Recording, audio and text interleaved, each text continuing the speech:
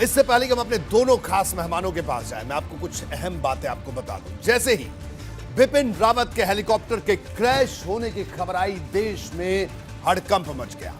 सबसे पहले आपको समझा देते हैं कि यह हादसा कहां हुआ, यह जानना बड़ा जरूरी है। देखिए, तमिलनाडु में दोपहर करीब 12:40 पर हेलीकॉप्टर क्रैश हुआ। MI-17V5 हेलीकॉप्टर से वेलिंगटन जा रहे थे CDS रावत। कोयंबटूर और सुल्लूर के बीच यह हादसा हुआ। नीलगिरी की पहाड़ी पर यह हादसा हुआ और CDS समेत कुल 14 लोग हेलीकॉप्टर में सवार थे। CDS बिपिन रावत की पत्नी भी हेलीकॉप्टर में थी। बिपिन रावत को वेलिंगटन मिलिट्री हॉस्पिटल में एडमिट किया गया, जिसके बाद शाम करीब 6 बजे उनके निधन की पुष्टि वायुसेना ने की। एयरफोर्स ने इस हादसे की जांच के भी आदेश दे दिए। देखिए, बिपिन रावत एक योद्धा की तरह थे, लेकिन एक हादसे ने उन्हें हम सबसे दूर कर दिया। सुबह से लेकर शाम तक वो कहां कहां गए, वो भी मैं आपको बता देता हूं। CDS बिपिन रावत सुबह 8:47 पर दिल्ली से रवाना हुए। जनरल रावत एम्ब्रेयर विमान से दिल्ली से रवाना हुए थे। दोपहर 11:34 पर CDS बिपिन रावत सुल्लूर पहुंचे। दोपहर 11:48 पर MI-17V5 हेलीकॉप्टर से वेलिंगटन रवाना हुए। दोपहर 12:22 पर MI-17V5 का ATC से संपर्क टूटा। सुल्लूर एयरफोर्स स्टेशन से 94 किलोमीटर दूर यह हादसा हुआ। वेलिंगटन आर्मी कैंप से 16 किलोमीटर दूर यह हादसा हुआ। तमिलनाडु में जब हादसे की खबर दिल्ली पहुंची तो राजधानी में हलचल तेज हो गई। संसद भवन से लेकर बिपिन रावत के आवास तक हलचल तेज थी। क्या कुछ हुआ वो भी मैं आपको बताता हूं। तमिलनाडु में हादसा और दिल्ली में हलचल। देखिए, दोपहर 2 बजे हादसे पर इमरजेंसी कैबिनेट बैठक बुलाई गई। दोपहर 2:05 पर रक्षा मंत्री ने पीएम मोदी को इस पूरे हादसे की विस्तृत जानकारी दी।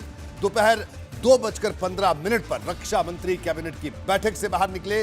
दोपहर 2:20 पर राजनाथ सिंह रक्षा मंत्रालय पहुंचे। दोपहर 2:40 पर राजनाथ ने एयरफोर्स चीफ को कुन्नूर पहुंचने को कहा। दोपहर 3:20 पर air force chief VR Chaudhary Coonoor के लिए रवाना हुए।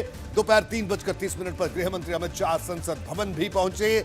दोपहर 3:45 पर रक्षा मंत्री राजनाथ सिंह CDS बिपिन रावत के साथ दिल्ली आवास उनके दिल्ली आवास पर पहुंचे। दोपहर 3:50 पर CDS बिपिन रावत के परिजनों से मिलकर राजनाथ सिंह निकले और शाम 4 बजे राजनाथ सिंह संसद भवन पहुंचे। शाम 4:40 पर army chief MM Naravane CDS Bipin Rawat के दिल्ली आवास पर पहुंचे। शाम 5 बजे उत्तराखंड के कई बड़े नेता बिपिन रावत के दिल्ली आवास पर पहुंचे और शाम 5 बजे तीरथ सिंह रावत, अजय टम्टा और राजलक्ष्मी शाह, जो कि सांसद हैं टिहरी से, वो भी उनके आवास पर पहुंची। शाम 6:30 बजे लोक कल्याण मार्ग पर सुरक्षा मामलों की कैबिनेट कमेटी की बैठक भी हुई, जो कि काफी महत्वपूर्ण बैठक मानी जाती है। जिस हादसे ने देश को हिलाकर रख दिया, उसका शिकार कौन कौन हुआ इससे पहले वो भी मैं आपको बता देता हूं। देखिए, हेलीकॉप्टर में कौन कौन था।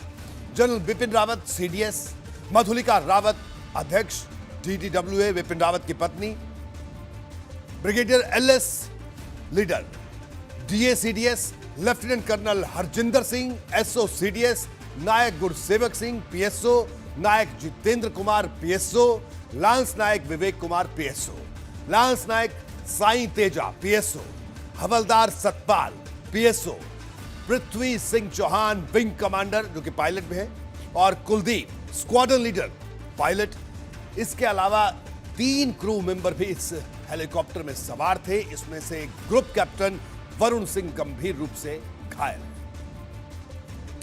जिस MI-17V5 में जनरल बिपिन रावत सवार थे वो बहुत ही भरोसेमंद है, लेकिन इस बार उसने बहुत बड़ा जख्म दे दिया। MI-17V5 कैसा है वो भी मैं आपको बता देता हूं, जरा उसको भी समझिए।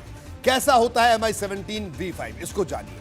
रूस में बना हुआ हेलीकॉप्टर ट्रांसपोर्ट और कार्गो में अहम रोल निभाता है। रॉकेट, तोप और छोटे हथियार भी ले जाने की क्षमता इसमें है। सबसे आधुनिक सैन्य हेलीकॉप्टर में शुमार है। खराब मौसम में भी उड़ान की क्षमता रखता है। किसी भी भौगोलिक हालात में उड़ने में सक्षम है। ज्यादा ऊंचाई में भी उड़ने में सक्षम है ये हेलीकॉप्टर और रात में भी उड़ने की क्षमता रखता है। मिसाइल और हथियारों का वार भी झेलने में सक्षम है। आप सोचिए कितना भरोसेमंद और कितना सुरक्षित यह हेलीकॉप्टर। लेकिन इसी हेलीकॉप्टर से हादसे का शिकार हुए सीडीएस और उनके साथ बाकी लोग। हमारे साथ तमाम मेहमान मौजूद हैं। कर्नल वीएन थापर साहब हमारे साथ मौजूद हैं और कैप्टन श्याम कुमार भी हमारे साथ मौजूद हैं। कर्नल वीएन थापर साहब, आपकी पहली प्रतिक्रिया बीपी गंगा पर क्या कहेंगे आप? आज जो हादसा हुआ पूरे देश को हिलाकर रख दिया इस हादसे में, क्या कहना है सर आपका?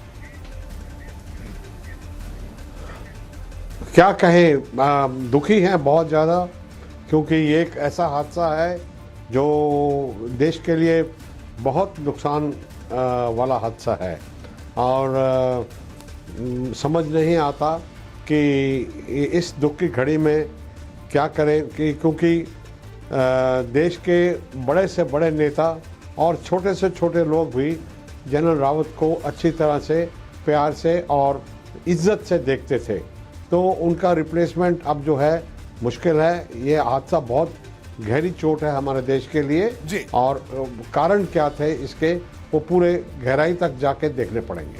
कर्नल साहब, किस तरह से याद करेंगे सीडीएस बिपिन रावत को, उनके योगदान को भारतीय